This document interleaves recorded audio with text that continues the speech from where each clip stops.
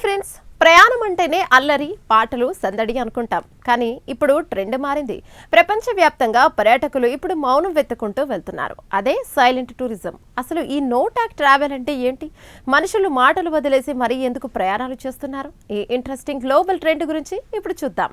Silent tourism అంటే కేవలం నిశ్శబ్దంగా ఉండటం కాదు. డిజిటల్ డిటాక్స్, సోషల్ మీడియాకు దూరం, అలాగే తోటి ప్రయాణికులతో మాట్లాడకుండా ప్రకృతిని అనుభవించడం.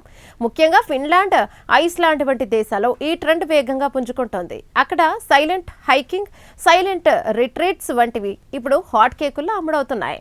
అసలు మనుషులు మౌనానికి ఎందుకు కోరుకుంటున్నారు? నిరంతర నోటిఫికేషన్లను, పని ఒత్తిడి, అలాగే సిటీ లైఫ్ నాయిస్ నుండి తప్పించుకోవడానికి ఇది ఒక మార్గం. మౌనంగా ప్రయాణించడం వల్ల మెదడులోని ప్రిఫ్రంటల్ కార్టెక్స్ విశ్రాంతి పొందుతుందని, తద్వారా సృజనాత్మకత పెరుగుతోందని శాస్త్రవేత్తలు చెబుతున్నారు. గ్లోబల్ లెవెల్లో చూస్తే ఫిన్లాండ్ తనను తాను సైలెంట్ డెస్టినేషన్ గా మార్చుకుంది.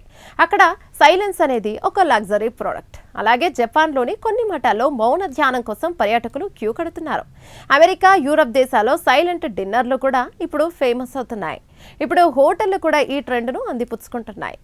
ఆస్ట్రియాలోని కొన్ని లగ్జరీ హోటళ్లలో అతిథులు ఒకరితో ఒకరు మాట్లాడుకోకూడదనే నిబంధన ఉంటుంది. అక్కడ మొబైల్ ఫోన్లు వాడటం కూడా నిషిద్ధం. కేవలం ప్రకృతి శబ్దాలను వింటూ, పుస్తకాలు చదువుకుంటూ గడపడమే ఇక్కడ ప్రత్యేకత. ఈ సైలెంట్ టూరిజం ఇప్పుడు ఒక పెద్ద బిజినెస్ గా మారింది. గ్లోబల్ వెల్నెస్ టూరిజం మార్కెట్ వచ్చే ఏడాది నాటికి సుమారు $1 ట్రిలియన్ చేరుతుందని అంచనా. ఇందులో నిశ్శబ్ద ప్రయాణాల వాటా గణనీయంగా పెరుగుతోంది.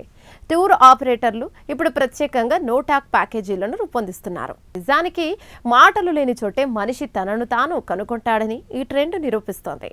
గోలగోలగా ఉండే విహారయాత్రల కంటే మౌనంగా సాగే ప్రయాణాలు మనసుకి ఎక్కువ ప్రశాంతతను ఇస్తున్నాయి. బిజీ ప్రపంచంలో కాసేపు మౌనంగా ఉండి ప్రకృతిని ఆస్వాదించడమే అసలైన లగ్జరీ అని సైలెంట్ టూరిజం చెబుతుంది.